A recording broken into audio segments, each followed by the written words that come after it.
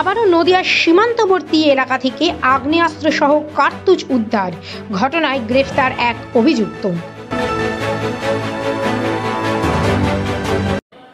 Our channel content only for education and information purposes. We do not promote any violence, criminal activity, crime against women, or self-injuries and communal disharmony.